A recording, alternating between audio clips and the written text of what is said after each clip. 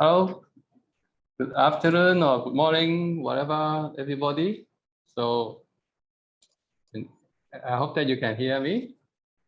Welcome everyone to today's talk. The title is Food Security and Nutrition in West Africa, a Development Workers' Personal Sharing, presented by Mr. Stephen Li, who is sitting right next to me.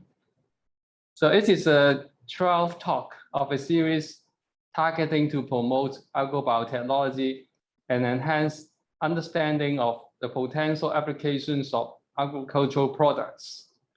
We hope that the series will inspire international scholars, researchers, farmers, and business in the agricultural field, as well as other interested public.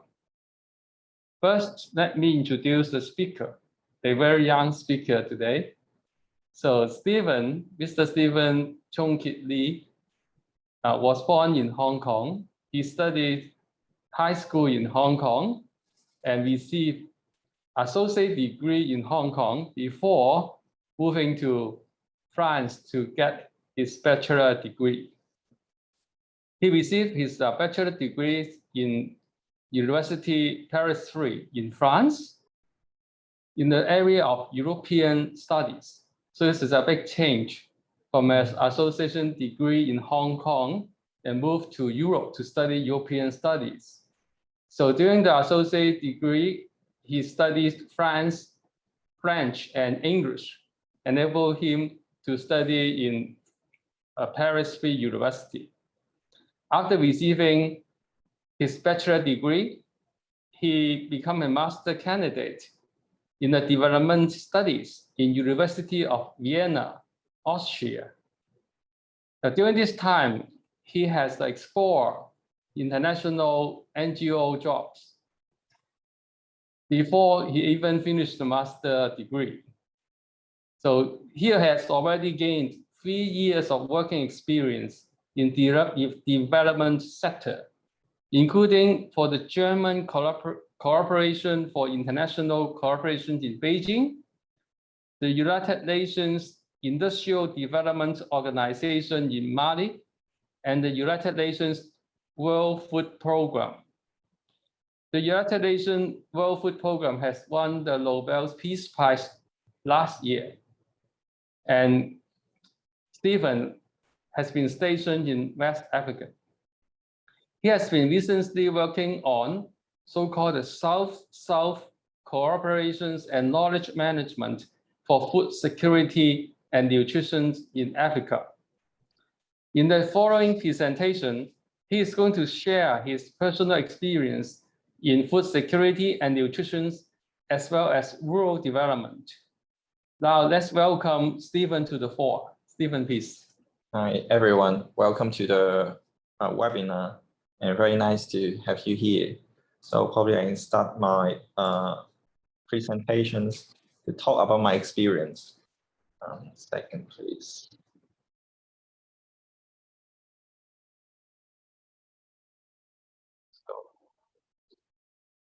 So as Professor Lang has summarized my background, I got my first, mostly my educations in Hong Kong, the secondary and also the higher educations.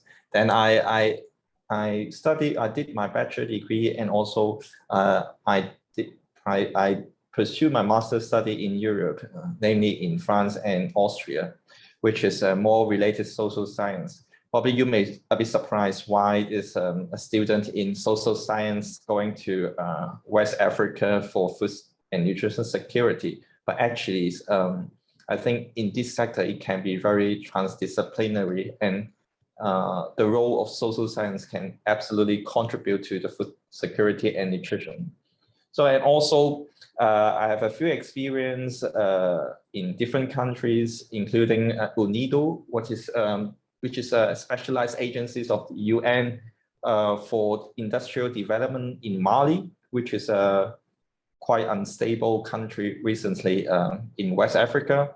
And also, I did an internship on trade facilitations with the GIZ, which is the German development agencies promoting development with bilateral development with different countries in China. So, and also currently I'm working for the welfare program in Côte d'Ivoire, especially on Selfserve Cooperation and knowledge management. So I'm going to probably to talk about what is my job and the overview of food security and nutrition in West Africa and even in Africa. So probably we don't heard a lot about West Africa from the news, but actually the region has been hit by food insecurity enormously. And as you can see, there's a few figures. There's 22 million people, they are food insecure. And also there's higher, even higher in the lean season, because in West Africa, water resource is a really serious problem for agriculture, especially for the countries which is close to the Sahel region. As probably you may know, there is a band of Sahel, which is the desert. And over there, the water resource is very scarce. And the producers, they really have the difficulty to get water. And then they can only produce food or agricultural products or for one season instead of 2 or 3. So, and in you may wonder, what do we eat in West Africa? Actually, the food for the crops, there's quite a number of crops we consume over there, including rice, maize, corns, and also cassava. Probably, I think you may know about cassava. Before going to West Africa, I never tried cassava, but after my life in West Africa, I have the opportunity to get a new taste of the cassava. And there's one thing I would like to mention is rice, because I did my I spent a part of my life in Europe, and then I also as an Asian, I eat a lot of rice, and I find the rice in Europe is really different from the rice in Asia. And then when I moved to West Africa, I found that the rice is pretty much the same as the one I taste in Asia. I was wondering why the African, they have they produce the rice, very similar rice as the Asian did, but actually it's not the African produced rice. As you can see from the figures, they consume rice accounts for 37% of cereal food consumption. That means they consume really a lot in West Africa as one main food. And then, but they are very depends on rice importations, especially from Asia. That's why when I taste the rice, I just find it pretty much similar or the same as the one I eat here in Asia. And then this dependence on importation actually is a big problem for them, because there are a few crises in West Africa. For example, in 2005, they have a bad harvest of the millet and sorghum, and then which is greatly impacts the food security in the region. And also in 2008, there's the very high increase of commodities in the international market. And for the countries in the region, they really depends on the food importations. Then this the increase of commodities hit heavily these countries and severely impacting their food insecurity. And as we observe also in West Africa, the production has been increasing, but the problem is the population has been also increasing, and then the rate of the population growth is higher than the increase of productivity. Then that means the demand is even increasing higher than the supply. So we can see about what is the general situation about food and nutrition in West Africa. And then when we talk about food security and nutrition, probably the first idea is with what comes up to our mind is about production. But actually, for recently we talk about a lot about a food system which can address this is holistic approach to address food insecurity and malnutrition, and this is much more than production. As you can see on the slide, you can have a wheel of the food system. Actually, the idea is from FAO, and then they talk about production, aggregations, processing, distribution, which is the value chain of the food sector. And then also you have other factors about access to natural resources, labor, inputs, knowledge, and finance, which is much more than the agricultural aspects. And then also you have a policy level, which is about how we organize farming, about the policies, national policy, laws, regulations about food production, food consumptions, and also infrastructure, for example, the transportation system for the food to access market, and also social cultural norms, which is very important. That's why in the beginning, I highlight the role of the potential contributions of social science in food security, because social cultural norms could be an important factor to the food security and nutrition. And also, of course, you have natural elements such as air, soils, ecosystems, water, and climate. So you can say actually the food system consists of a very variety of expertise, and each expertise can contribute to a strong food system. And then this kind of strong food system can help us to address food and nutrition insecurity.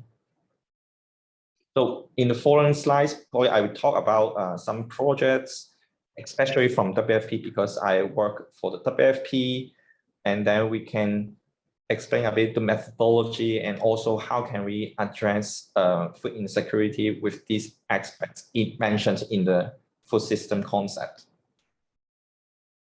So I would like to play a video to explain a bit more food system in a more interactive way to you. So let me share the video to talk about what exactly is the food system.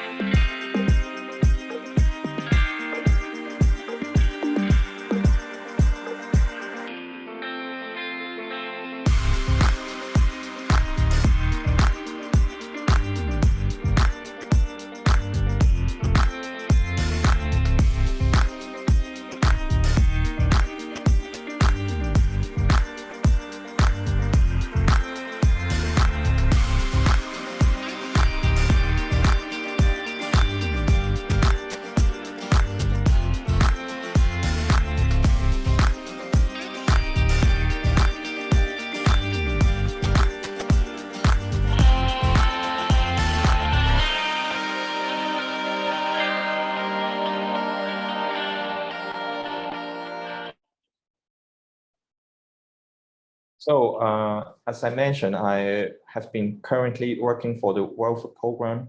As probably you may know already, World Food Program is a specialized agency of the United Nations, and they're created in the 60s, but originally just a temporary program to provide food aid in Iran, which was hit by the earthquake. And then afterwards, the UN find that there is a necessity to continue the program for food security. So we make it permanent as a permanent special agency of the United Nations. And then so up to date, it is the largest humanitarian organizations in the world. And then what comes to our mind is the WFP, they distribute food to those who are hit by disasters, war, etc. And then its mission is emergency and rehabilitations. And if you know very well the SDGs, the World Food Program, they make the target the SDG 2, which is zero hunger, and also SDG 7, which is a partnership to achieve the SDGs. So, and also in WFP, recently we have a very specific approach to reach our objective, which is we call humanitarian, develop, and peace nexus. As I mentioned, WFP has been engaged a lot into humanitarian aid, which is food distributions, emergency relief. But we realized that actually we need to work more on long-term development so that we make the humanitarian aid more meaningful. Otherwise, we just keep doing humanitarian aid, but we are not addressing the root cause. And especially we find out that peace is a very important factor into food security and vice versa, actually. Stable food security can contribute by peace. For example, stable food production, consumptions can create jobs, and then to increase incomes, and then to discourage people from crimes and also terrorism. And also we need peace, a very stable context to foster agriculture, to foster market business about food, and which is very important. And also the source of funding of WFP, which is a bit special because we don't receive any funds from the UN Secretariat. And then the country actually, they can donate funds to WFP individually and as long as they want. And also we receive a donation from corporations such as Bill and Melinda Gates foundations and also other foundations. And also, of course, we also mobilize funding from individual donations. And then, as I said, we received the Nobel Peace Prizes last year for the contributions to peace of WFP. And I was happy to be part of WFP. I always, but actually, sometimes I make a joke to my colleagues, and especially the senior colleagues say, you do a lot of great jobs, and then this is your, actually they deserve the prize. But I just joined 2 years ago. I just kind of free ride the prize. So, but anyway, just I really appreciate what my colleagues, they contribute to the organizations and the work they do. And then you may wonder what the WFP do concretely. Actually, it's apart from emergency relief, which is about food distributions to the impacted populations. We also do country capacity building. What is it exactly? For example, sometimes we receive the request of government to build specific capacity. It can be monitoring or evaluation system of a specific food program or school feeding program, because they need to collect data or statistical information, but they need some technical assistance to build it.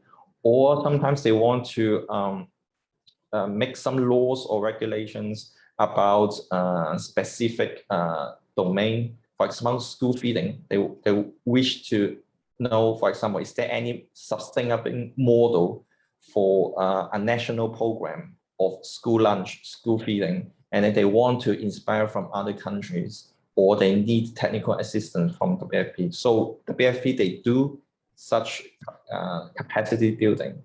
And also we do some food assistance.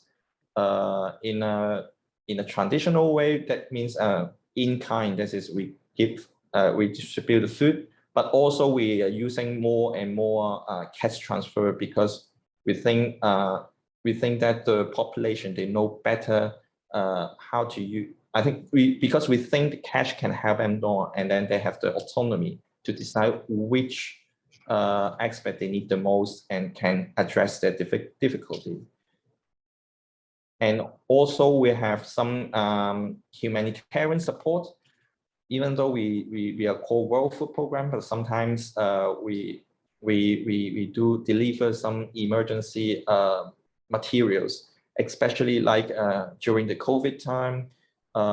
We deliver vaccines or medical devices to different countries because actually WBFP are very good at logistics, and then they know how to. They have a network of logistics to reach the population.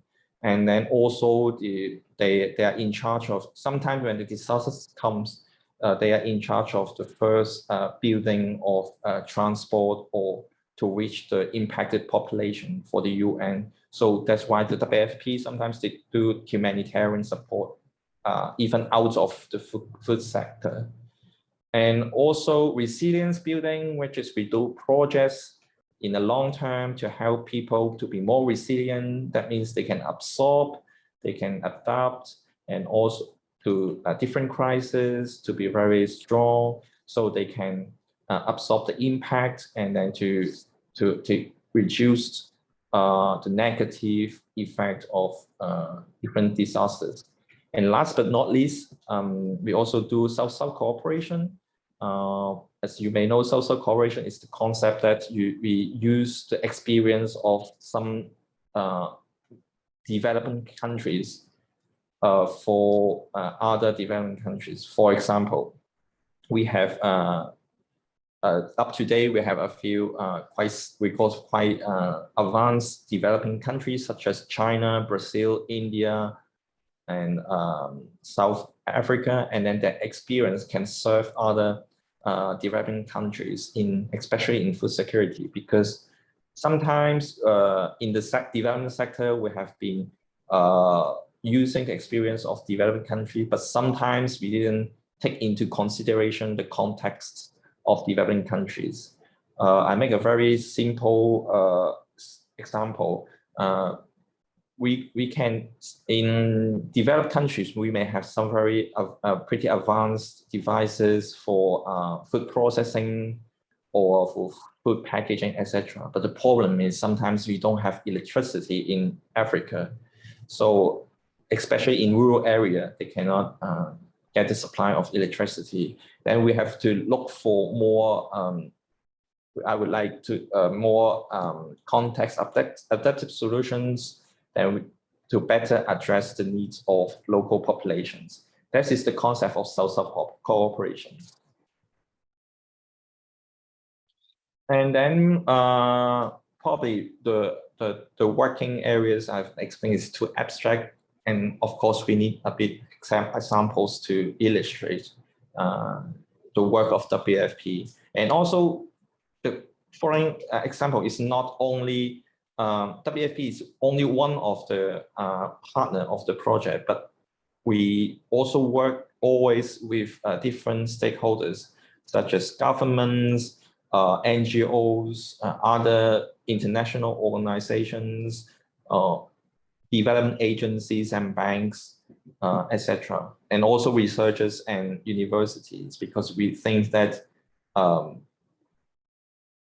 with these such stakeholders, we can create greater synergies and complementarities by mutualizing expertise and resources to create a greater impact.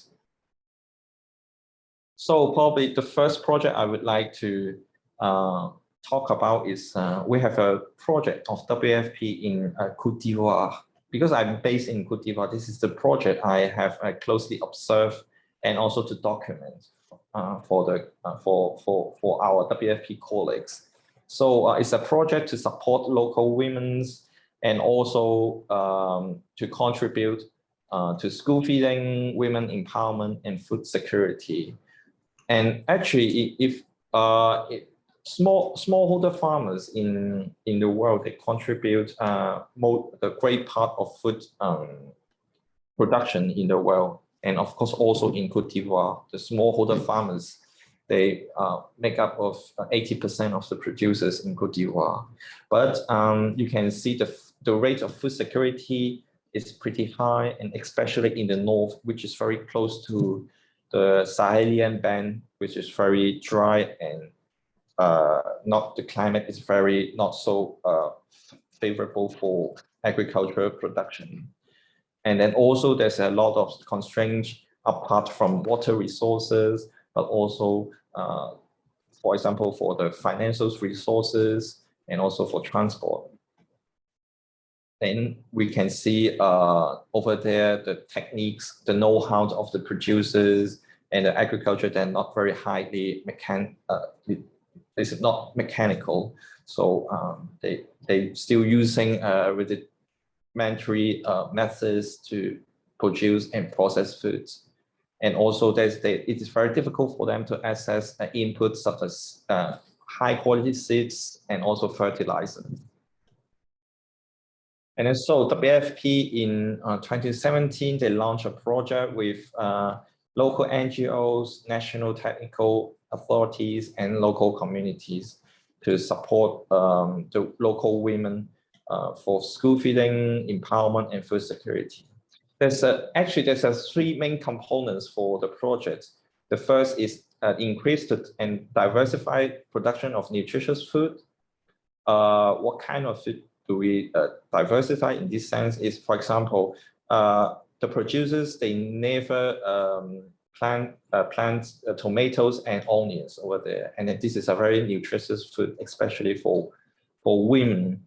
And this kind of products and can address the needs of their nutrition and also to increase their income, because this kind of food can diversify the products they produce, and then they can provide to the market, and then to earn more money. And also the second component is to improve the capacity of processing and also market access for the producers. Here processing is not very complex processing. It's just like very simple processing. For example, they plant the chili, and then we use very simple shelter and very simple tools to dry the chili, and then so that they can sell it in a later time, and also to conserve them for a longer period. And also here market access. Actually, market access is great problem in some African countries, especially in rural areas, because infrastructure is not that good in Africa, and the cost of transportation sometimes is very high. And also that's why the producers, they can only sell their products to the local market, and they cannot extend the sale to further areas. And then we try to address this problem, for example, by providing simple transport, the three-wheel vehicle, for example, motorbike, and also to create an e-commerce platform, in the sense that not like the e-commerce like Taobao or Alibaba, but it's kind of e-commerce platform by using SMS on a mobile phone, and also there's a centralized server to store data and also to diffuse the relevant informations to the buyers, kind of a platform matching sellers and buyers, but at a local level. And also the third component is to strengthen the capacity in structuring farmer groups. That means we try to organize women into a farmer group, mostly is in the form of cooperative. Then they need to run the cooperative. For example, do the accounting, bookkeeping, and also to make some financial calculations for the future investment, savings, etc. So it's more like capacity building of the human resources in that way. And then you can see we can introduce there some new know-how of planting in the region. And then, as you can see in the picture on this slide. And then my role actually is to talk to the communities. My role in this project is talk to the communities to understand what works for them and also what doesn't work for them. Because sometimes we need to understand why, what they need the most and what they don't need, and then what they need to be reinforced. For example, there's some tools we have been distributing. We need to know if they are using or not. If not, why they are not using. Is it too complex, or is it doesn't fit the production, etc. And also for us, it's a lessons learned, because as a development workers, we need to learn also from the local communities to understand the contexts and also to come up with the suitable and viable solutions for them. That's why this is I would say this is a mutual learning between us, and I think it's really important. And then here you can see there's a warehouse. We work together with the local communities. Before, they don't even have a warehouse to store their commodities and food. And then you need a really proper storage spaces for the food. Otherwise, the food can deteriorate, and also if it is too humid, and then you can have some aflatoxin on the, for example, in this case, in the coins, we could cause cancer, which can be fatal in the long term for those who consume this kind of food. So appropriate and adequate storage condition is necessary for food safety and also for the livelihood of the rural population. And then you can see this is a very preliminary results from evaluations. You can see there's an increase in the main food productions, especially in rice and also tomato. You can see 650%, which is because in the beginning of the project, they don't produce, they produce very few tomatoes. And now the tomato has been widely planted in the target regions. That's why you can see there's a great increase in tomatoes. And then also, which is very interesting, because the target groups of this project are women. And then they always work in a community land together, and then they make their produce not only for themselves for household consumption, and then also for the rest they sell to the market. But there's a very important, interesting thing is that they also donate part of their production to the local schools, because they want to contribute to the development of their community. And then they realize that actually the school meals are very important for the kids. And also, school meals in Africa can be a very important motivation for kids to come to school, because sometimes the parents, they don't want to keep their kids with them when they do farming. They don't know if at school there is proper meals for their kids, so they prefer keeping their kids with them so they can feed them. But with this food supply, the school, they can provide more frequently adequate and nutritious school meals to the kids. And then the parents, they are more willing to send their kids to school. So you can see actually the agricultural production and also the community work of especially the work of women, they can contribute not only to food security or better livelihood with higher income, but also to education. And then, and also there's some aspect very important, could be related to food insecurity. as I mentioned before, when we talk about food security, the first thing we come up with is food production. But actually, we need to do more things apart from production. For example, we need if you want to sell your products to a government entity such as schools, then your group needs to be legalized, and then you have to register with the government.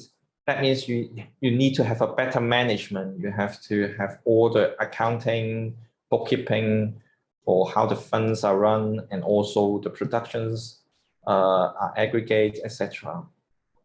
And also, as I mentioned, we have an e-commerce platform for the cooperatives and of the producers.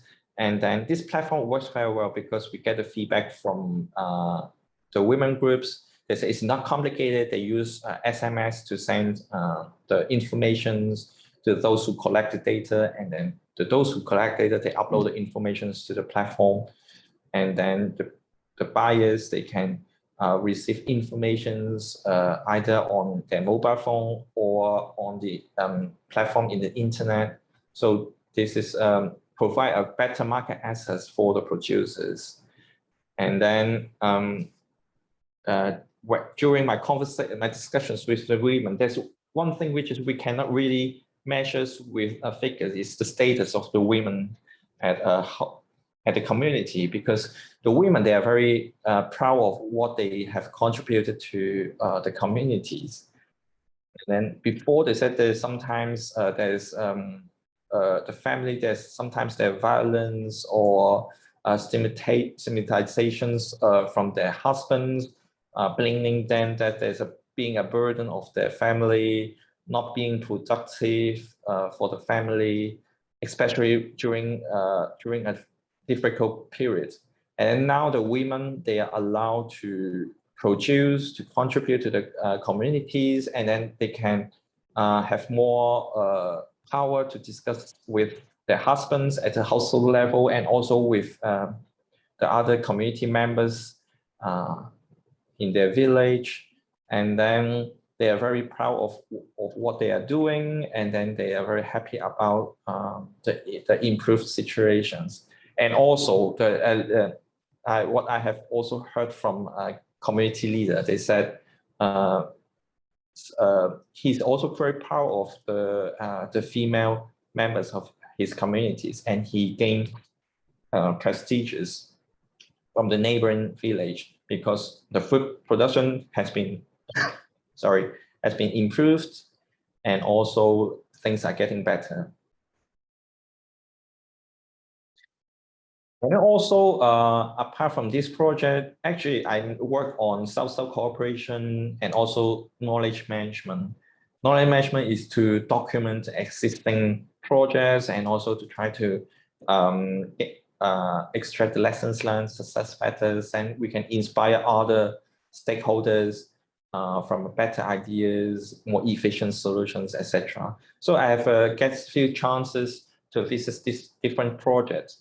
So you can see on this slide, this is a project of Sino-Ivorian cooperations. China, they sent the experts in rice and rice experts to Côte d'Ivoire to help them to do a project in seed production and rice productions. The experts, they are based in Côte d'Ivoire, and also to supervise the local production of rice by using a demonstration site. So I've got a chance to visit their demonstration sites to see how they can introduce and experience the new variety of rice, and then also their technical assistance to the local producers. And now we are trying to channel this expertise into the project, project I presented, to support the rice production of local communities, to see if the Chinese expert, they can also provide solutions to the north of Côte d'Ivoire to improve the rice production. And then also we have got funding opportunity from some fund which is dedicated to Selfserve Cooperation. which is from an entity called United Nations Office for Selfserve Cooperation. They have some, sometimes they have some funds for a Selfserve Cooperation project, for knowledge transfer, technical assistance, etc. So now we are leaving Côte d'Ivoire and we are going to Central Africa, which is a country which is inflicted with conflicts, migrations, and also with food insecurity. The Democratic Republic of Congo. So the context is very different because in Democratic in Congo, this is the politically is not very stable. And then the climate is totally different. They don't really have, actually, we according to some researchers, we say the potential of DRC, Democratic Republic of China, of Congo is really great. They can even feed the whole Africa. But it's very, but it's a paradox that DRC nowadays, they cannot feed their, even they cannot feed their own people because of the unstable situation and then the wars, etc. So WBFP, they implement a project with FAO, which is another UN agency specialized in food and agriculture, to support the value chain of smallholder farmers in DRC. And then the project was funded by Sweden and Germany, and then also is implemented by WBFP, FAO, some NGOs and local authorities. And then you can see there's some common components with the previous projects, which is about livelihood. That means diversify the food production and making higher income, and then also gender equality and women empowerment. But there's some pretty Congolese component, I would say, because there's a peace building. As I mentioned, DRC has in some regions is destabilized by some militia, and then especially in the border with Central African Republic or with the Rwanda, and then these regions is very insecure, and also there are so many refugees from the neighboring countries, which may cause conflicts with the host communities because for the fight of resources.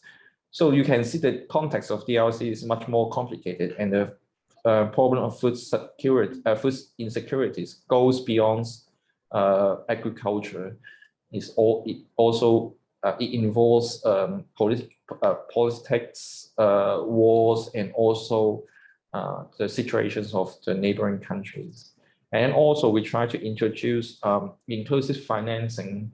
That means how to build a better capacity of local producers, especially for building organizations for saving and loan, so that they can better to focus their future investment to do a long-term projects or long-term production. So this project has started in 2016, and now we are scaling up the projects in other provinces of the DRC, because DRC is a big countries, and also we wish to expand projects to different regions in DRC. So I would like to show you a video about the project, which is explained by the beneficiaries and how the project can address their needs and difficulties. Ile siku tuko mu masomo banasema mama Furaha wenjo taenda soma ile musomi yenye iko kukibao.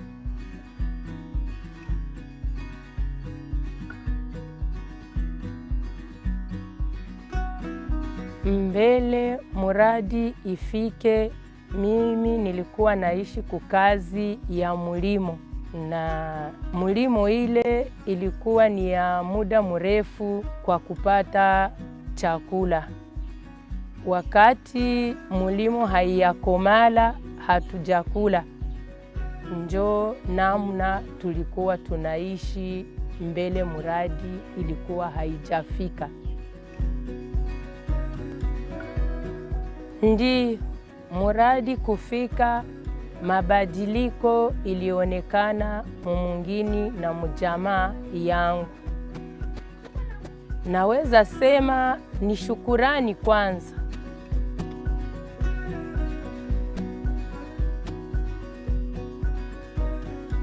The resilience program, I strongly believe that has really changed the lives of the people that we serve. It's a community-based program that supports the smallholder farmers to strengthen their resilience and the food security, as well as to support peace and stabilization.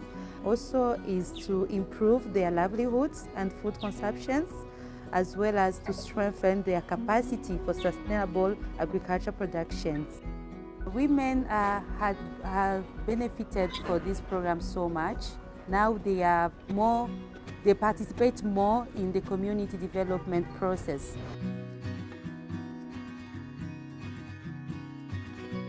Ile mawakati nilikuwa sina vya kufanya. Walikuwa wanakula limoya na kuko sawa talala njala. Lakini muradi kufika, kwa kuwa ndapata wakati ya kubeba buchuruzi, watoto wakaanza kula busubuhi na midi. Wakati niko naishi kwa sasa na watoto, niko nasikia furaha iko mumie, na mimi najisikia niko huru. Sina boga, sina mashaka watoto watakula nini. Maake niko najisikia tu sawa vile mwanamke anaweza jisikia mu batoto yake.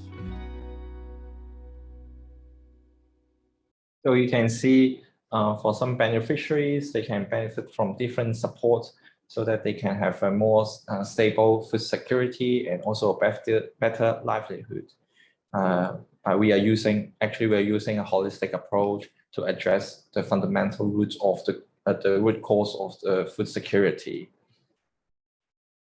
So, and also, even though we are called welfare program, but also we work a lot on nutrition. Especially we try to have local solutions for nutrition for the young kids and infants. So we have a very interesting project in Chad, which is about a locally produced fortified food, complementary food for young children. And then the stakeholders is very diverse in this project because it's a big project. And also the government, they engage a lot in this project. And also we have NGOs, and even for the UN agencies, we have the World Health Organization, FAO, UNICEF, and WBFP. And then the project is funded by the European Union because they are very invested in nutrition in Chad. And then the fundamental idea is we try to provide nutritious complementary food to local young children, but we want these ingredients, they come from Chad locally and also produced locally, so that we can also not only to address the malnutrition of young children, but also to improve the better livelihood of the local populations. I can just very briefly explain what WBFP and what the programs do in Chad is, for example, we support the government to make a law about commercializations of fortified food, to regularize, to set up standards, and also to elaboration a strategy for better nutrition, such as through social behavior change communications, especially for breastfeeding, and also a better culinary practices. And also we provide support to build the capacity for the farmers, for example, because to produce this complementary fortified food, we need ingredients such as maize, haricots, and beans. and then we need to have stable source of ingredients to produce such fortified food. So we need to ensure the local producers, they can secure the stable supply of these ingredients. And also we have been trying to establish a processing factory with local stakeholders. For example, we procure equipments and tools for the factory, and also we try to see with the stakeholders together to make a long-term business plan so that they can run the business in the long term, especially with after the withdrawal of the program, so that they can at least survive or even to make profit in the long term. And then now we can go back a bit to the Central Africa. So I also talk about the Selfserve Cooperation, but probably we need a very concrete example about Selfserve Cooperations. For the WBFP in the Republic of Congo, we did an interesting project over there. Is to because in Congo, in some rural areas, they still use very simple and very exhausting rudimentary methods to process cassava. And then we facilitate the technical assistance. That means we invited experts from Côte d'Ivoire and Benin, which is quite relatively advanced in cassava processing.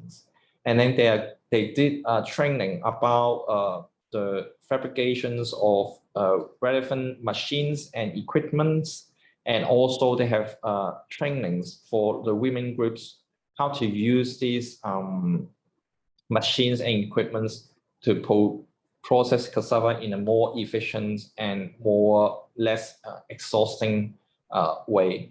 And also this project is very interesting because it's funded by the government of Côte d'Ivoire, because sometimes when we talk about Selfserve Cooperation, it must be the experience or the source of the fund is from, for example, from India, Brazil, or China. But this is very interesting because we are using African solutions to in applying the African solutions in other African countries. So I have a very video about this project. So you can hear a bit from the target groups what they think about and how it looks like a project. Je suis Monsieur Bertrand Soster Moutsambote. Je suis magasinier au sous-bureau PAM d'Unkayi et je suis le point focal du projet Serfam au niveau de la Bwenza. Le PAM a initié une mission de fabrication des équipements de transformation de tubercules de manioc en gari et attiqué.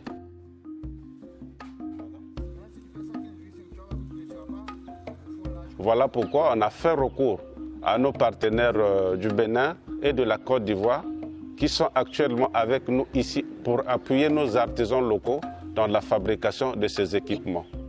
Kobetena kilengi mingi yina babancha PAM kusa solliciter beto na kuyidika ba machine. Donc nina yina betena telama na mantwala beno matondo mingi betina demo vraiment matondo mingi na ye ibengi na salasa muna beto yake na permettre betesi na kukudisa beto na cadre kisalo. Donc ça c'est pas bon, en fait ça c'est pour la première fois parce que nous fabriquons la machine mais la qualité là on n'a jamais fabriqué ça ici au Congo. Je suis ici en mission d'appui et d'assistance technique. Nous faisons donc un transfert de connaissances aux artisans pour qu'après ils soient le relais de ce que nous savons, de ce qu'on leur a montré.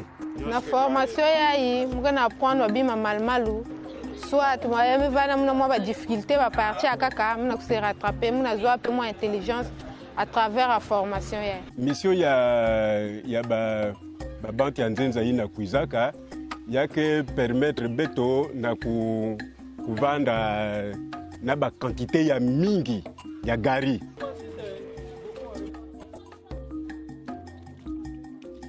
Je suis Bakayoko Namouri, ingénieur agro-industriel. Je suis expert transformateur ivoirien. Aujourd'hui, nous apprenons aux producteurs comment transformer le manioc en attiqué. C'est-à-dire quoi?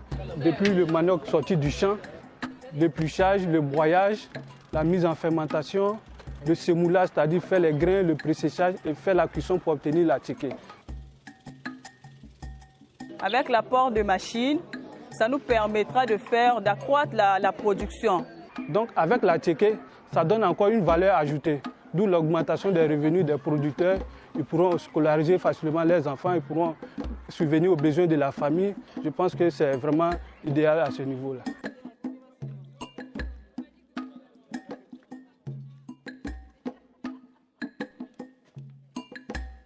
Non seulement on va leur apprendre à faire la bonne technique que nous avons, produire une très bonne quantité en un temps record.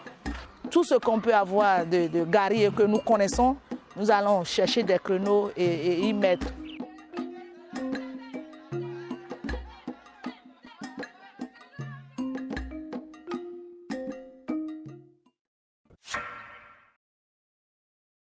So you can see this is one of our projects, especially in Selfserve Cooperation, using the African solutions for another African countries. So before ending my presentation, probably I want to do a bit promotion, because in my WFP, actually my work of WFP is also about knowledge management. That means we identify, document, and share good practices. And also we have built a platform for this. This is a platform to collect good practices. That means you can submit your practices on this platform about food security and nutrition. And it is not only for WFP, because we really open for all stakeholders. It can be NGOs, other UN agencies, university, governments, etc. And then also we welcome technical expert to register on this platform, because we facilitate technical assistance, such as you have seen the one in Congo, from Côte d'Ivoire, and from Benin. This is the expertise we facilitated from Côte d'Ivoire and Benin to Congo. So, and you can see this is the landing page of the platform. And also I can show you a bit how it looks like. This platform. So you can see there's the database of good practices, including some of few projects I've presented. And then you can also to look for the thematic areas you're interested in. For example, for nutrition, for food safety and quality, and it is open for the public actually. And also because why is it open for public? And we need to work with all stakeholders, because we think addressing food security, it is not only about working in our own corner. We need to create synergies with governors, researchers, NGOs, other UN agencies, to create a greater impact in a more sustainable way. That's why we always engage other partners to pursue our adventures, our projects, and then try to get the greatest impact on food insecurity. So, and also knowledge is very important, because there's sometimes we don't know what's happening in another part of the world, but probably they have some good solutions we can adapt or adopt to in the local context, which can have a more efficient or effective impact on food security. So this is the idea behind this platform, promoting good practices and also mobilizations of expertise. So that's my presentation. Thank you for listening. And then if you have any questions or inquiry, you can also contact me in the at my via email. You can have my email address here, and also you can send me a message on LinkedIn. So you can Google Stephen Chun-Kit Li on LinkedIn and then send me a message if you want to, if you have any ideas, good practices, and also to partnering with us, especially in Africa, to do some projects. So thank you very much. And then I pass the floor to Professor Lam. Thank you, Stephen. So before we take the questions, actually we already received quite some questions in the chat box. But as usual, I will invite everyone to turn on your video, and then we take the pictures together, of course, with our honorable guests. So could everyone turn on your video, please?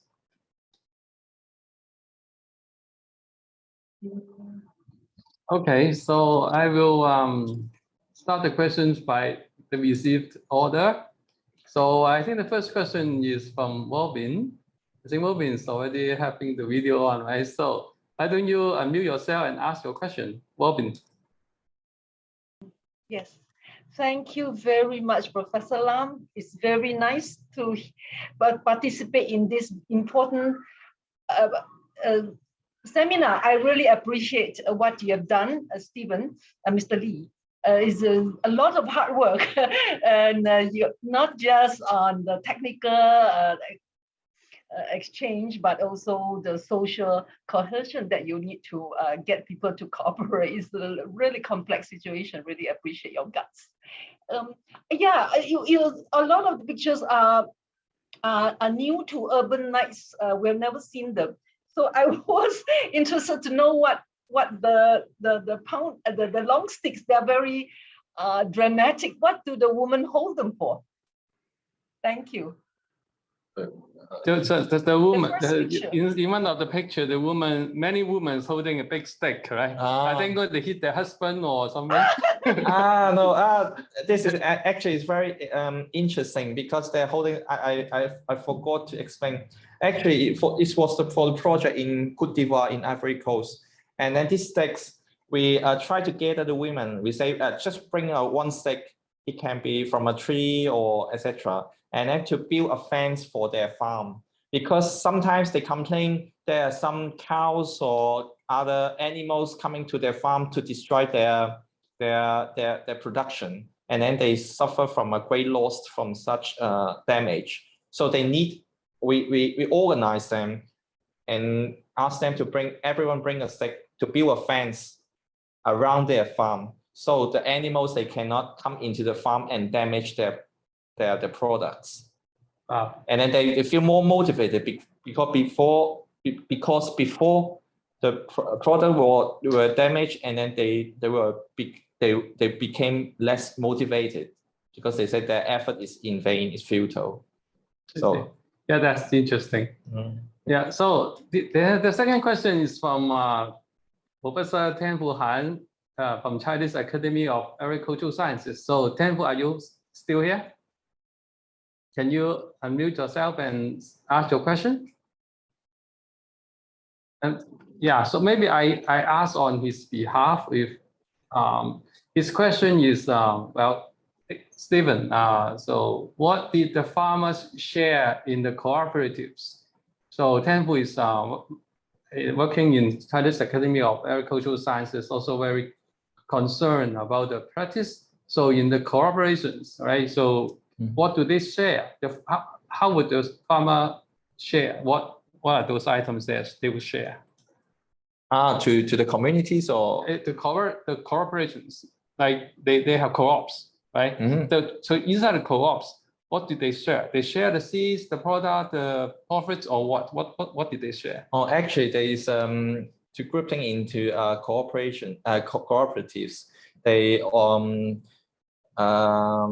make mutual investment because everyone has to contribute to the cooperatives. And also once they harvest the production, and then because part of the production is more collective, and then they have to keep the profit from the selling of this production, and then also they need to make a saving for this from this profit, so that they can make a future investment for the coming season.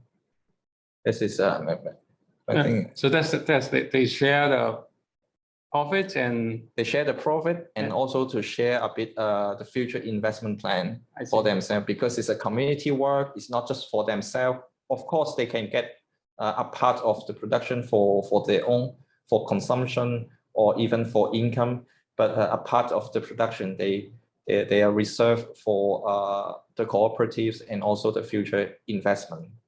And also some of the cooperatives, as I mentioned, they also donate to the local schools for the school kids. So the school kids, they can get more school meals at school when they go to school. Okay, so good. So another question is from Dico from South Africa. So Dico, can you talk? Is Dico online? Okay. Yes, okay, I can see you. Dico. Hi, so Stephen, thank you very much for a very informative talk. I just wanted to find out, do you use any indigenous knowledge systems in the countries where you work? And I'm asking this because of one of your comments when you were highlighting some of the challenges and limitations that the communities you work with have. One of them was lack of know-how.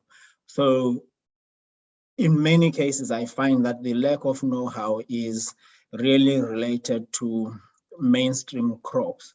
For example, if they produce maize, rice, and so on, you know, the mainstream crops that are not indigenous crops, they would have very limited knowledge when it comes to those.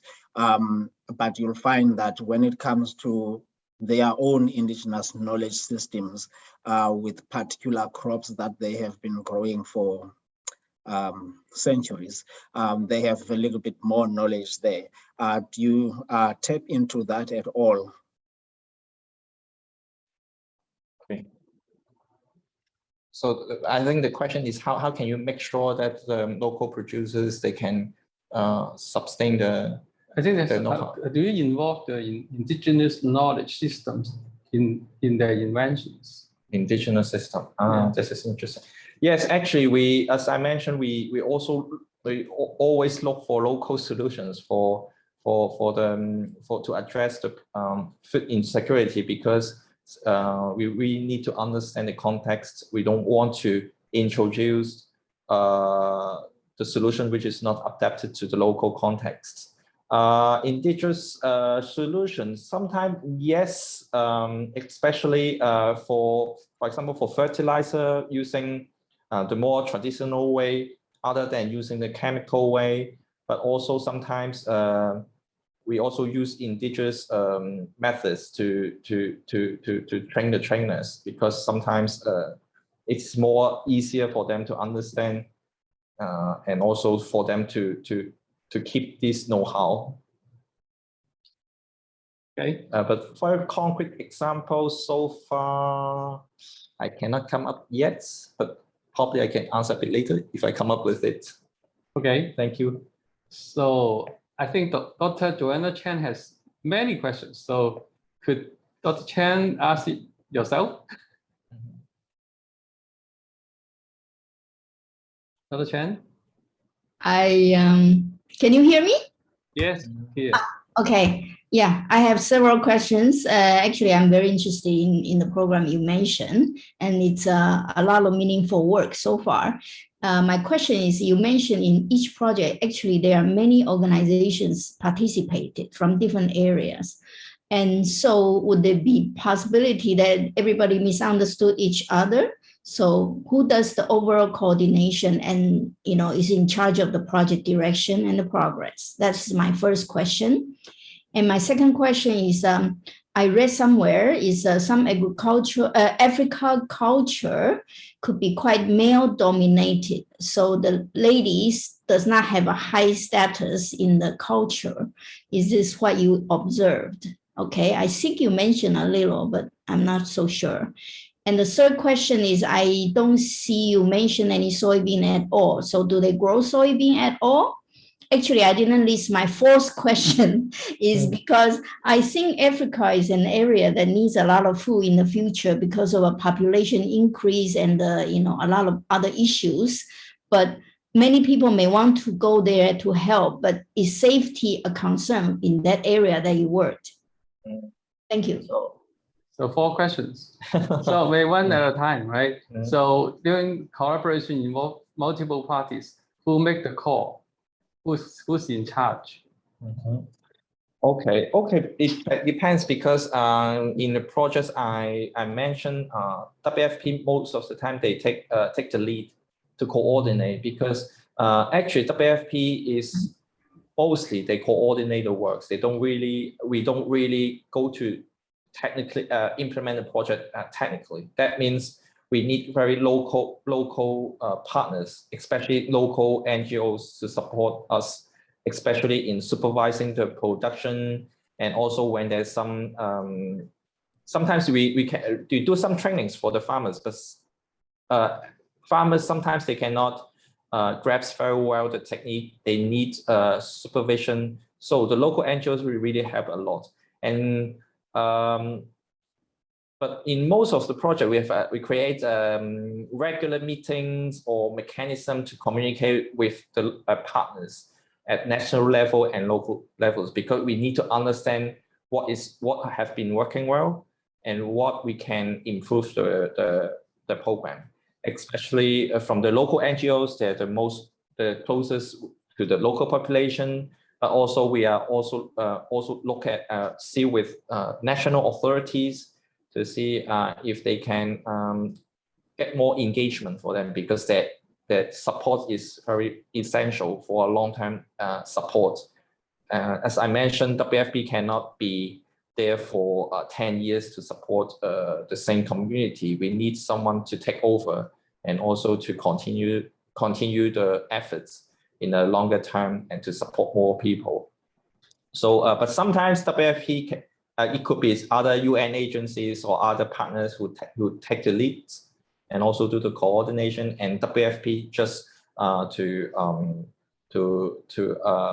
support the project in a very technical level. For example, for food, because for example we have some projects also working with UNICEF and also with WHO. Each agency they have this expertise. For example, UNICEF they are more specialized in child education, in sanitizations. We could have an impact also on food security and nutrition. And then also it depends. So sometimes WFP take the leads, or other UN agencies, they take the leads. And also we have a constant and regular mechanism to communicate, to share knowledge, opinion, comments, etc. So this is for the first question. The second question is related to the status of women, because I think in the video you showed that the women feel more happy and they have a role in the production. So have you observed such a male dominant phenomenons in Africa? I cannot say for the whole Africa, because I only I've been working only in 2 African countries, in Mali and Cote d'Ivoire. But male dominant community in the countries I've been working in is, I can use it a very concrete example to explain a bit the dominance of male in these communities. When I visit the villages, the women they bow down to me to offer me a water. I say no, I don't want this, because we are equal to each other. I think we are working together. Especially, we always said local communities are our partners. They are not really beneficiaries, because we also learn from them. We are not imposing things to them. But the community leaders say it is normal, because they need to bow down to offer things to males, and also not to look at the males when they are offering things. So I was quite culturally shocked, but it is very traditional. I think for such a phenomenon, we can only to work with the local communities to find out is there any compromise or solutions, because the role of women is very important in food security. And especially in the West Africa, women, they are in charge of food production, and men, they are in charge of some cash crops production. So we can see food insecurity. It really, we need the contribution of women, and empowering women, it means empowering the local communities and the further development. Good. So the third question is about soybeans. So in the countries you have gone so far, do they grow soybean at all? This is a very interesting question. Actually, I'm also a fan of soybean. I drink a lot of soy milk, and also douhua, the product in the Greater China region. But surprisingly, I cannot see there's a great consumption of soybean. I have been working in Côte d'Ivoire for 2.5 years. I've never seen any product of soybean. The only time I have consumed soybean is in the neighboring country, in Ghana. I bought soybean milk over there, but apparently they don't really consume soybean. And also I have a chance to learn from Professor Lam. He said the local communities, they don't like the taste of soybean in some African countries. And also afterwards I asked my colleagues if they like soybean. They said, it is not a commonly consumed product, but sometimes you can find it in supermarket. I mean, supermarket is the high-rank supermarket is sort of the really local market. So you can see it may take time for the local populations to consume soybean and the products for their daily life. I guess in Africa, most of the soybeans go for feeding than human consumption, right? And it was produced only in some countries. I think South Africa is one country that will produce soybean. But the last question is more important, right? So Dr. Chen concerned about the safety. So if you want to do something with Africa, will safety a concern? I think it depends, because Africa is large, and also there are some countries they're politically or socially stable, but there are some political and socially unstable. For example, in Côte d'Ivoire, I would say it's pretty safe. I would say I seldom feel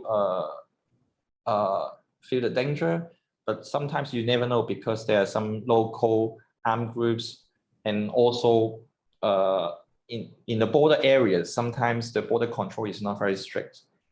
Sometimes when we go to this region, we need to have some security assessment from some colleagues in the UN who is in charge of security. They need to assess the situation before do a clearance before we go there. So, but in another example, I illustrate with my examples. The DRC, it is quite unstable. There's a militia and also conflict of ethnic groups. So in some countries like DRC, I would say we really need to better to assess the security first before going to the field. But yeah, as I said, there's some countries are pretty safe. Some countries are not so secure for our safety. Yeah, Africa is big, right? There are more than 50 countries, so it really depends. So the question in the chat box has finished. So any further questions from the audience here?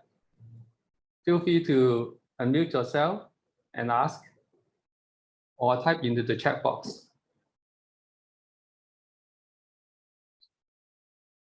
Anything further? I guess we'll send you Stephen's email for those who need to know more, especially our friends in Africa who would like to see what kind of programs are available. I think there are especially there are some video recording and also experience sharing, good practice sharing. All these are very important. And it should be good for everyone who like to develop agriculture in Africa. So I'm very pleased to see that WFP has developed such a website.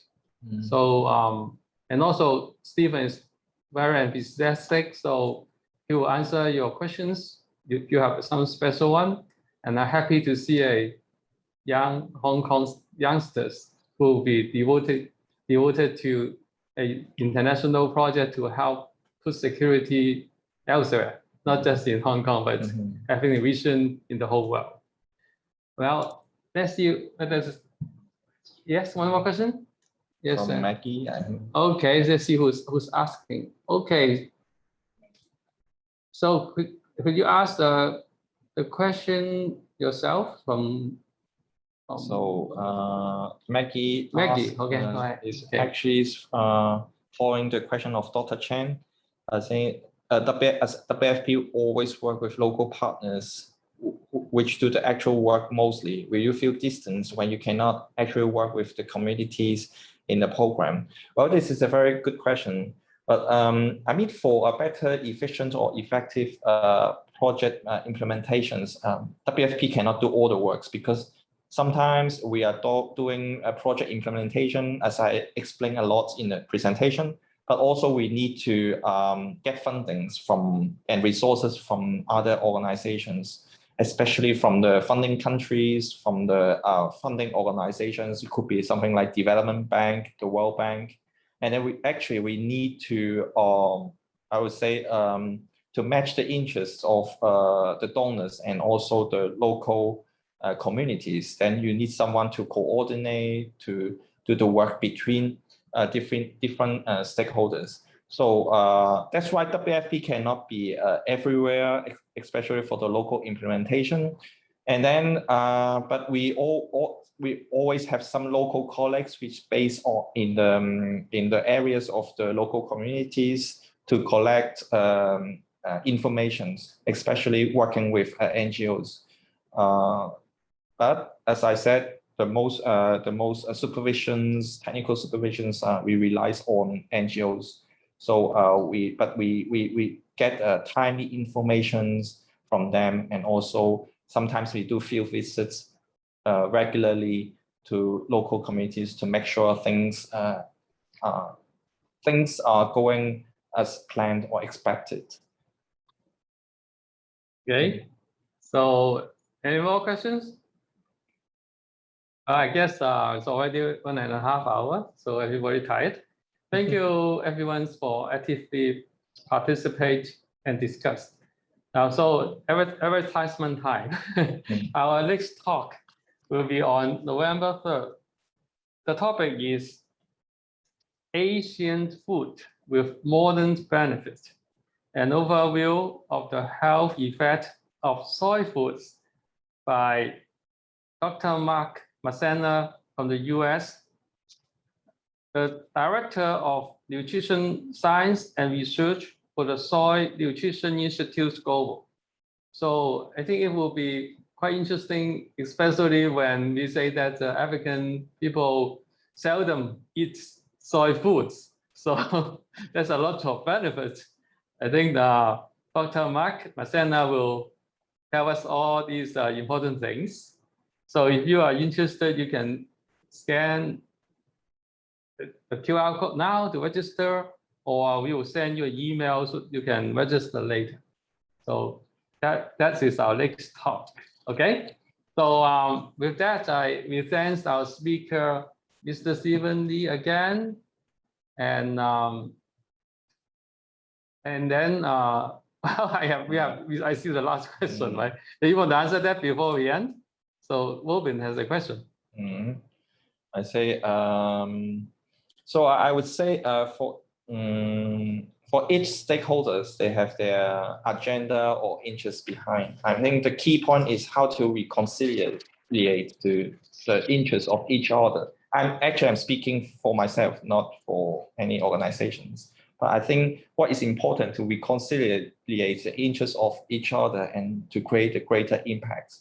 And also when we talk about NGOs, sometimes we talk about INGOs, but actually sometimes we work a lot with local NGOs, and then they are locally founded, and it is more, I would say, less politically controversial. So, but anyway, this is also the work of the main stakeholders to reconcile the interests of each other, and also to achieve the common objectives. So, yeah, so I guess we need a little bit trust among each other if we want to help each other. Well, anyway, so I think this the time's up. So Stephen need to go to eat dinner. So see everyone again in our next talk. Bye, everybody. Bye-bye. Thank you so much.